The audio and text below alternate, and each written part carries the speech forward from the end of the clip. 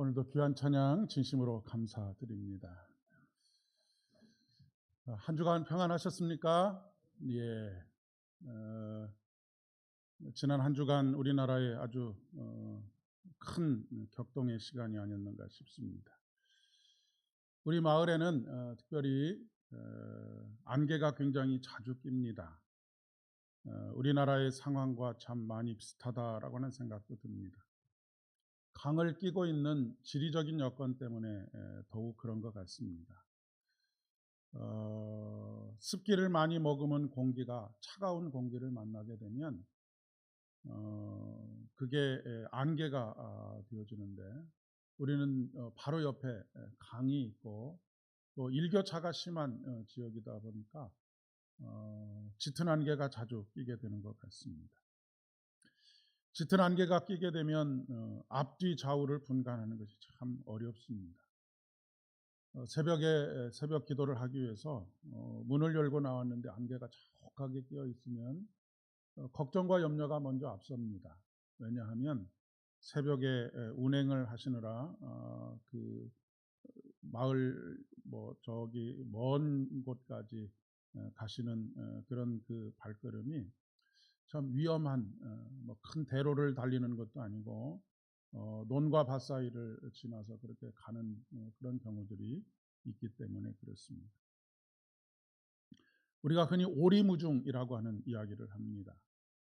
오리무중이라고 하는 것은 꽥꽥거리는 오리를 이야기하는 것이 아니고 오리, 심리, 이심리를 말할 때에 그런 오리입니다.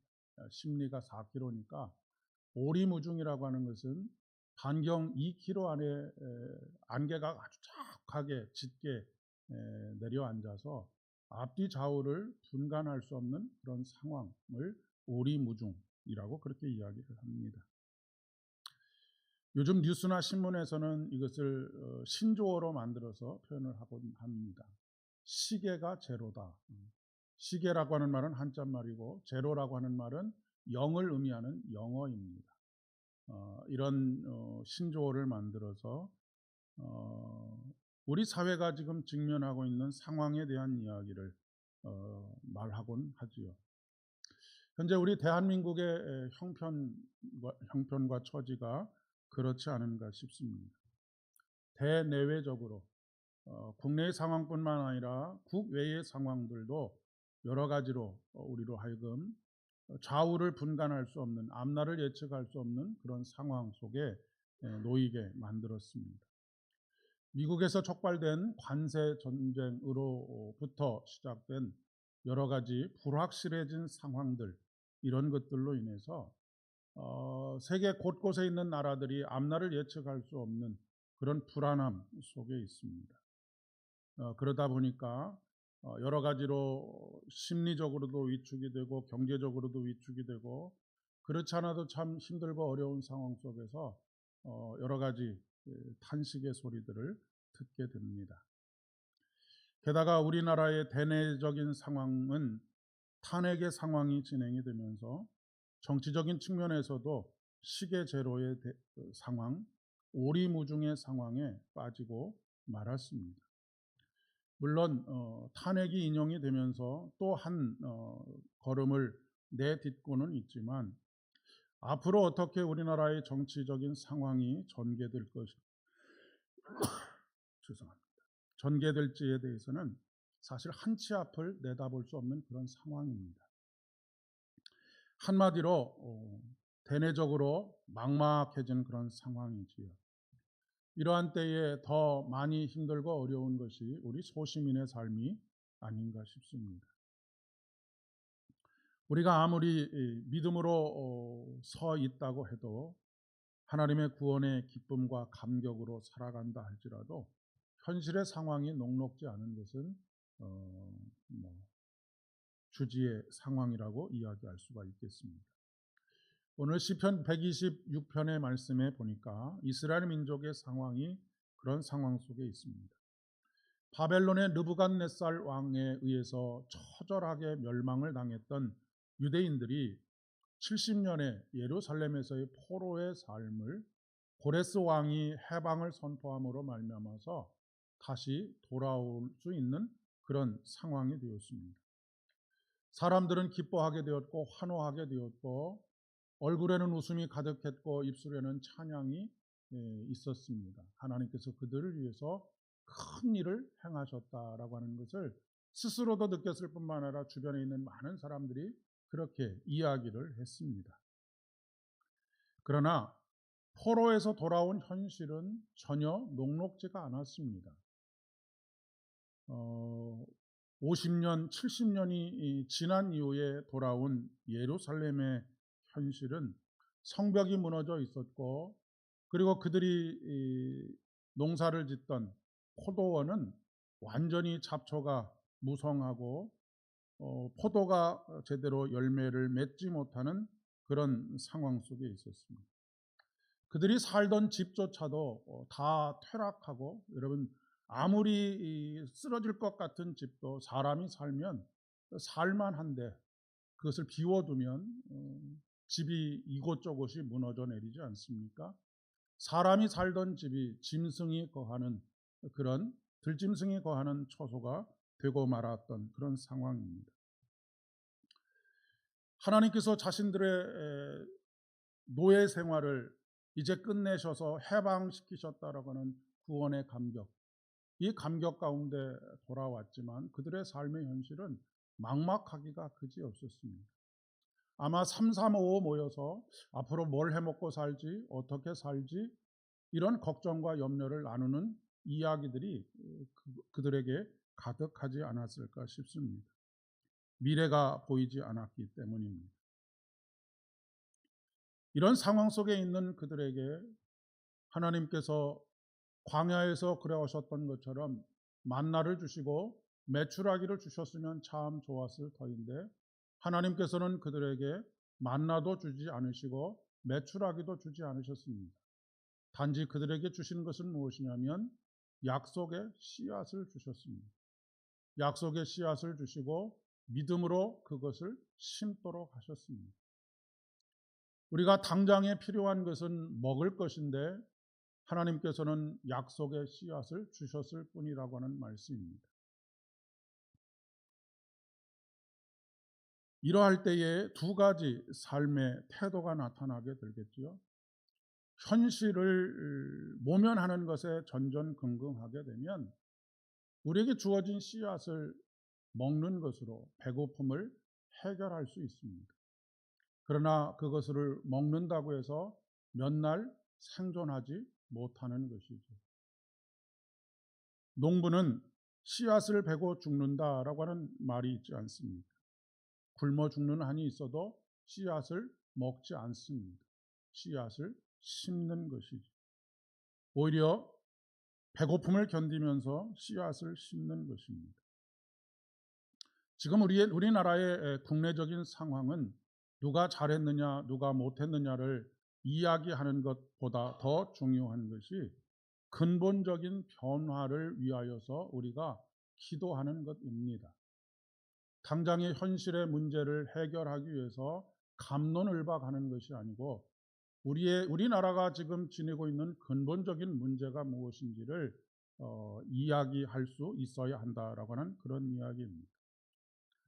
여러분, 중세 천년을 보면 교황이 모든 권위를 가지고 모든 나라의 일들을 좌지우지했던 시기입니다. 물론 각 나라마다 왕들이 있었지만 그 왕들 뒤에서 모든 것들을 좌지우지했었던 사람들이 바로 교황입니다. 그런데 그 정신을 면면히 이어올 수 있도록 했던 사람들은 권력을 가지고 있었던 사람들이 아닙니다. 오히려 깊은 산속에 들어가서, 광야에 들어가서 하나님의 뜻이 무엇인지를 묵상하고 그 하나님의 말씀을 한 글자 한 글자 써 내려갔던 그런 사람들, 수도원에 들어가서 하나님의 뜻을 물었던 사람들이 하나님의 말씀을 지켜왔고 하나님의 정신을 지켜왔다라고 하는 것입니다. 오늘날 우리들이 모두가 광야로 들어가고 산속으로 들어가야 된다는 이야기가 아닙니다.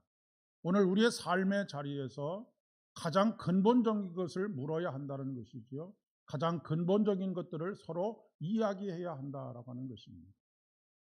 모든 것이 시계가 제로가 된 상황, 오리무중이 되어진 상황 속에서 오직 길이 되시고 진리가 되시고 생명이 되시는 예수 그리스도를 바라보며 그것에 대해서 이야기할 수 있어야 한다라고 하는 것입니다. 주어지는 현상을 바라보면서 좌절하거나 절망하는 것이 아니라 예수 안에서 다시 부활하시고 우리에게 생명으로 역사하시는 그분의 소망을 발견할 수 있어야 한다라고 하는 그런 이야기입니다. 그런데 씨앗을 뿌리는 것, 거기에는 더 큰 위험이 있습니다. 씨앗을 뿌린다고 해서 반드시 수확을 거둬들일 수 있다는 보장이 없기 때문에 그렇습니다. 그렇기 때문에 평안한 마음으로 씨앗을 뿌리는 것이 아니라 눈물로 씨앗을 뿌리는 것입니다. 이스라엘의 농사와 우리의 농사는 많은 부분에 있어서 공통점도 있지만 다른 점도 많이 있습니다. 우리나라나 이 당시에는 모두가 다 천수답이었을 것입니다. 그런데 우리나라의 경우에는 강수량이 그래도 많은 편이기 때문에 농사를 짓는 일에 있어서 가뭄이 들면 참 고통스럽기도 하지만 일상적으로는 대부분 농사를 지을 수 있는 그런 상황입니다. 그런데 이스라엘은 강수량도 아주 극소의 강수량이 있을 뿐만 아니라 계절적으로 아주 짧은 계절에 비가 내리고 더 이상은 비가 내리지 않는 그런 상황입니다. 비가 내려서 뿐만 아니라 우리나라의 경우에는 산도 많고 하기 때문에 그 물을 땅이 머금고 있을 수 있지만 이스라엘의 땅들은 금방 물이 흘러가고 그 물이 그냥 밑으로 쫙 가라앉아서 겉에는 물길을 찾아보기가 어려운 그런 땅이지요.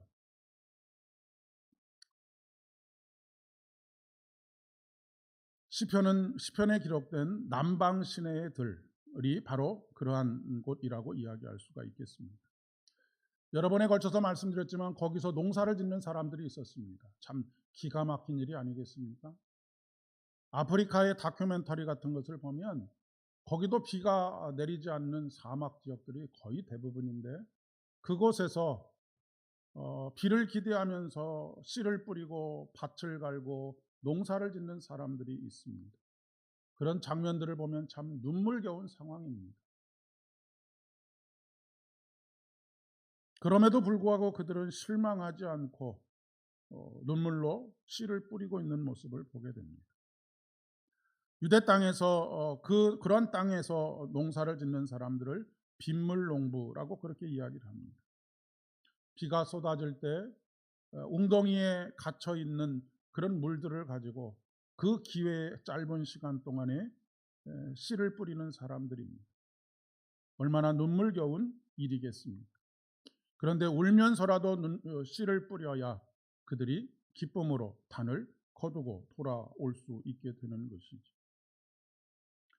이렇게 막막한 포로에서 귀환한 유대인들이 포로에 돌아와서 가장 먼저 한 일 중에 한 가지가 무엇이냐면 성전을 재건하는 일이었습니다. 여러분, 먹고 살기도 바쁘고 입에 풀칠하기도 바쁜 그런 상황 속에서, 그리고 겨우 농사를 지었다고 하더라도 그 땅에 살고 있는 이방 민족들이 침략을 해와서 가진 것조차도 다 빼앗아가는 그런 현실 속에서 성벽을 짓는 것이 먼저이고 입에 풀칠을 하는 것이 먼저이지만 그런 막막한 상황 속에서도 성전을 재건하는 일을 소홀히 하지 않았다라고 하는 것입니다. 왜냐하면 그런 막막한 현실 속에서, 길이 없는 현실 속에서 바다의 길을 내시고 큰 물 가운데 지름길을 내시는 분이 하나님이신 것을 그들은 그들의 역사를 통해서 배웠기 때문에 그렇습니다.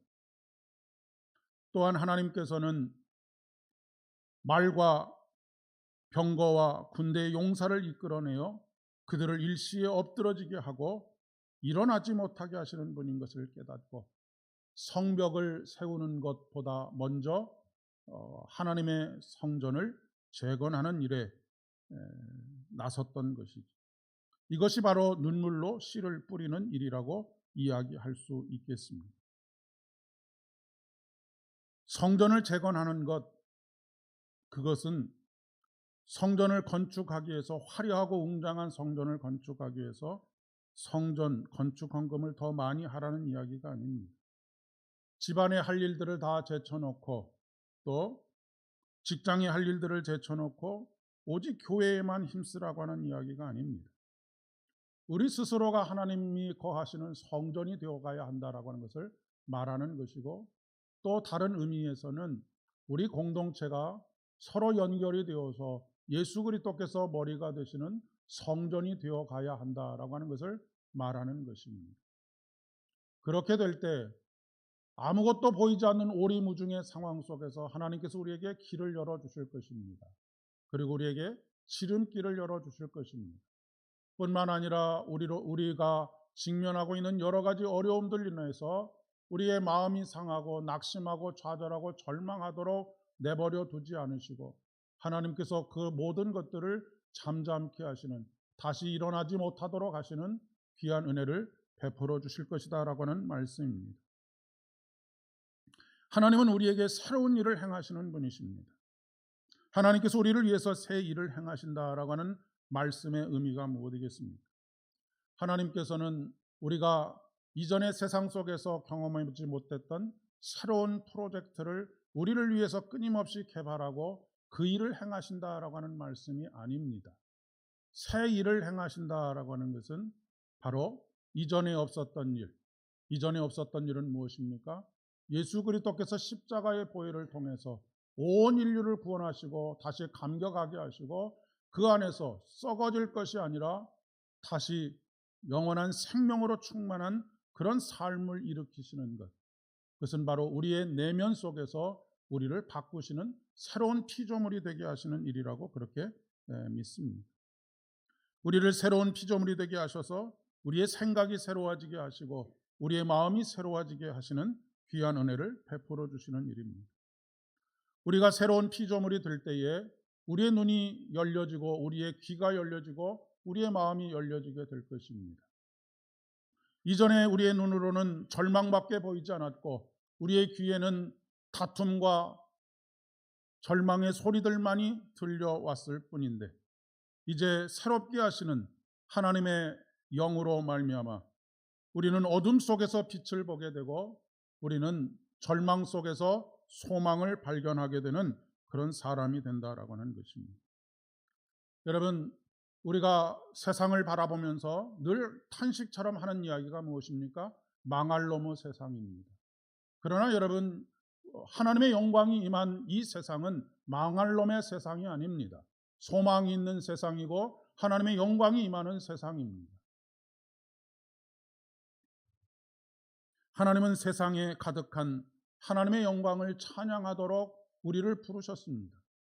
그런데도 불구하고 우리는 세상을 바라보면서 세상에서 일어나는 일들, 가정에서 일어나는 일들, 직장에서 일어나는 일들 속에서 좌절하고 절망하는 탄식의 소리만 하는 이유가 무엇입니까? 우리의 눈이 가리워져 있어서 그곳에 임재하시고 현존하시는 하나님을 볼 수 없기 때문입니다. 그분의 말씀을 들을 수 없기 때문입니다. 하나님은 내 안에, 내 곁에 온 세상에 충만한 것을 볼 수 있는 것이 하나님의 영광을 보는 것입니다.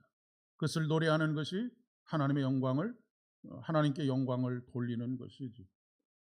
그 영광을 볼 줄 아는 사람만이 씨를 뿌릴 수 있습니다. 씨는 어떤 사람이 뿌립니까? 아직 희망을 놓지 않은 사람이 뿌릴 수 있습니다. 아직 희망을 놓지 않을 수 있는 사람, 유일한 사람은 누구입니까? 소망신 예수 그리스도를 붙잡은 사람입니다. 그렇지 않은 사람들은 당장의 배고픔을 면하기 위해서 현실을 모면하는 일, 현실에서 일어나는 일, 그 일에 전전긍긍하고 그 일에 모든 것을 쏟아붓는 사람들입니다. 그러나 성경은 분명히 우리에게 경고하고 있습니다. 아침에 일찍 일어나고 저녁에 늦게 누우며 수고의 떡을 먹음이 헛되다고 말입니다. 오늘 복음서 본문에는 향유를 부은 한 여인, 즉 마리아의 이야기가 나옵니다. 그의 오빠는 오늘 잔치가 벌어지고 있는 바로 나사로의 집, 그 집의 주인인 나사로입니다. 마리아는 나사로의 누이 동생이 되겠지요. 이 집안에는 지금 큰 잔치가 벌어지고 있습니다.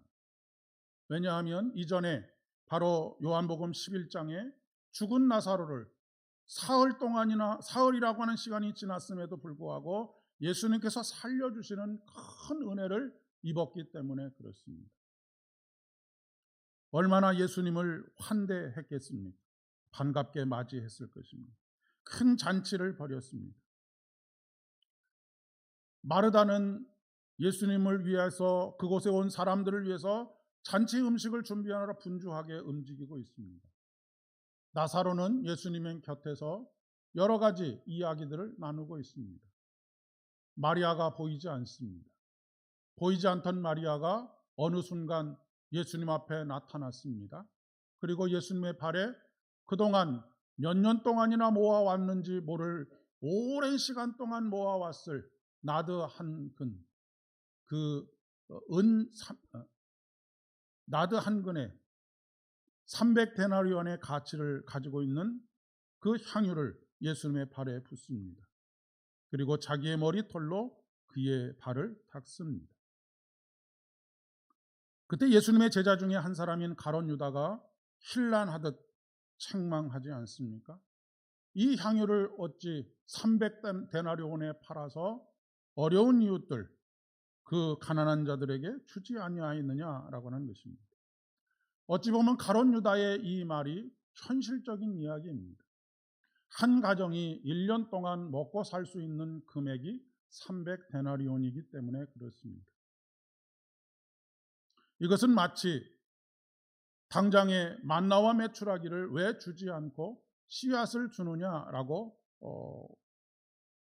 불평하는 것과 크게 다르지 않은 일이라고 생각이 되어집니다.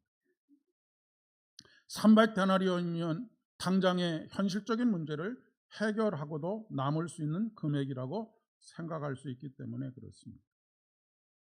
그러나 이것은 눈물로 씨를 뿌리는 사람, 예수 그리스도의 십자가의 길 안에서 희망을 발견하지 못한 사람의 선택이라고 이야기할 수가 있겠습니다. 물론 교회는 가난한 사람들을 구제하는 일이 교회의 근본적인 사역 중에 하나이기도 합니다. 그러나 마리아가 발견한 것이 무엇입니까? 하늘에 썩어지는 미랄로서의 예수님을 보게 되었습니다. 그리고 그 안에서 희망을 발견하게 된 것이죠. 그런데 그 희망을 발견하게 된 동기가 무엇이겠습니까? 요한복음 11장에 나와 있는 오빠 나사로를 살리신 그 예수 그리스도의 놀라운 생명의 능력을 보았기 때문일 것입니다. 유비적으로 죽은 자를 살리시는 예수 그리스도의 그 능력을 바라보면서 예수님께서 가시는 이 길이 비록 썩어질 한 알의 밀알과 같은 상태가 되겠지만 결국 다시 살아나셔서 부활의 영으로, 생명의 영으로 우리들에게 다시 열매 맺게 하시는 그런 믿음의 사건이라고 하는 것이 그의 영안이 열려지고 그의 귀가 열려져서 보게 되었고 듣게 되었다라고 하는 그런 이야기입니다. 나사로가 죽었을 때 이미 죽은 지 사흘이 지난 상황에서 시체에서 냄새가 났다라고 그렇게 이야기를 하고 있지 않습니까? 그런데 예수님께서 나사로를 살리심으로 말미암아서 더 이상 썩은 냄새가 아니라 아름다운 생명의 기운이 그에게 충만하게 되었습니다. 반면 가룟 유다는 현실의 문제를 해결하는 일에만 급급했습니다. 물론 현실의 문제를 도외시하거나 현실을 도피하고 오직 신앙생활에만 빠져 있어야 된다라고 하는 그런 이야기를 하는 것이 아닙니다. 썩어질 것, 돈에 대한 욕망, 성공에 대한 욕망, 그래서 십자가를 거부하는 예수님의 썩어짐을 받아들이지 못하는 그런 선택을 했을 때 결국 그는 열매를 맺지 못했습니다. 결국 다른 길을 선택하고 말았지요. 그 다른 길은 어떤 길입니까? 예수를 십자가에 못 박도록 내어주는 것입니다. 은 30의 가치는 데나리온 120 데나리온 정도 되는 그런 가치입니다. 가룟 유다가 생각했던 예수님의 가치는 그 정도밖에 되지 않았던 것이죠. 생명의 아름다움을 경험한 마리아는 예수님의 발에 향유를 붓고 머리털로 그 발을 씻습니다. 그리고 그 온 집에 향기가 가득하게 되지요. 썩을 것으로 심으면 썩을 것을 거두게 됩니다. 그러나 생명으로 심으면 생명을 거두게 됩니다. 썩을 것으로 심으면 썩은 냄새가 나지만 생명으로 심으면 생명의 향기가 온 집안에 가득하게 됩니다. 오늘 우리 교회가, 여러분의 가정이, 여러분의 일터가 향기가 가득한 일터와 가정, 그리고 여러분의 삶이 되기 위해서는 무엇으로 심어야 하겠습니까? 생명으로 심어야 합니다. 그러나 이 생명은 그냥 저절로 심기워지는 것이 아니라 우리가 눈물로 심어야 하는 것이지요. 우리의 소망은 오직 예수께 있습니다. 가문이나 학식이나 열심에 있는 것이 아닙니다. 세상의 권력 잡은 자들에게서 우리의 희망을 발견할 수 있다라고 말하는 것은 거짓말입니다. 오늘도 우리가 약속의 말씀, 영생의 말씀을 눈물로 계속해서 심어야 할 이유가 바로 여기 있습니다. 물론 우리는 현실적인 선택을 해야 하는 기로에 놓여 있게 될 것입니다. 대내적으로, 대외적으로 그럴 것입니다. 그러나 그 모든 것에 앞장서서 먼저 우리가 해야 할 일은 바로 우리의 소망이 오직 예수 그리스도인 것이다라고 하는 우리 안에 있는 근본적인 변화가 필요하다라고 하는 것입니다. 우리가 우리 안에 이 하늘에 썩어지는 미랄로스의 신앙의 고백이 없는 한 아무리 우리가 최고의 선택을 했다 할지라도 거기에는 희망이 없습니다. 우리가 새로운 피조물이 되어서 하나님께서 원하시는 것이 무엇인지를 깨닫고 그것을 선택하게 될 때에 그곳에 생명의 역사들이 달리게 될 것이다 라고 하는 말씀입니다. 우리 개인의 삶은 여전히 오리무중입니다. 공동체의 삶도 마찬가지입니다. 이 나라 이민족의 삶도 마찬가지입니다. 그렇기 때문에 더욱 빛 되신 예수 그리스도, 길 되신 예수 그리스도를 쫓아가야 합니다. 그럴 때 우리의 눈물이 의미가 있습니다. 여러분, 삶의 여러 가지 어려움 때문에 흘리는 눈물들, 그것이 눈물로만 끝나버리는 것이 인생입니다. 결국 예수 없이 살아가는 인생의 마지막은 무엇입니까? 죽음 앞에서 눈물을 흘리는 것밖에 없습니다. 그러나 우리가 생명으로 심게 될 때에는 그 죽음이 눈물로 심는 씨앗이지만 생명으로 거둘 수 있다라고 하는 소망에 우리는 기쁨과 감사로 감격하며 찬양할 수 있게 되는 것입니다. 분명한 것은 눈물로 씨를 뿌리는 자는 기쁨으로 그 단을 거두며 돌아올 것이다 라고 하는 것입니다. 울며 씨를 뿌리러 나가는 자는 반드시 기쁨으로 그 단을, 곡식단을 가지고 돌아오게 하시는 분이 바로 우리 주님입니다. 함께 기도하겠습니다. 은혜와 사랑이 충만하신 아버지 하나님, 감사를 드립니다. 오늘도 앞날이 막막하고 어떻게 살아가야 할지 알 수 없는 모든 것이 불확실한 상황 속에서 오직 어둠의 빛이 되시고 길이 없는 곳에 길을 만드시며 큰 물 가운데 지름길을 만드시는 우리 주님을 사모하며 우리 주님의 길을 따르고자 합니다. 아버지는 우리로 하여금 예수 그리스도의 보혈의 은혜로 말미암아 새로운 피조물이 되게 하여 주셔서 이전에 보던 것처럼 보지 않게 하시고 이전에 듣던 것처럼 듣지 않게 하시고 예수 안에서 새로운 소망을 발견하게 하시고 예수 안에서 새로운 생명을 발견하게 하시오며 들려오는 수많은 이런저러한 이전 투구 속에서 우리로 하여금 진리의 말씀을 들을 수 있도록 은혜를 더하여 주시옵소서. 예수님의 이름으로 기도합니다.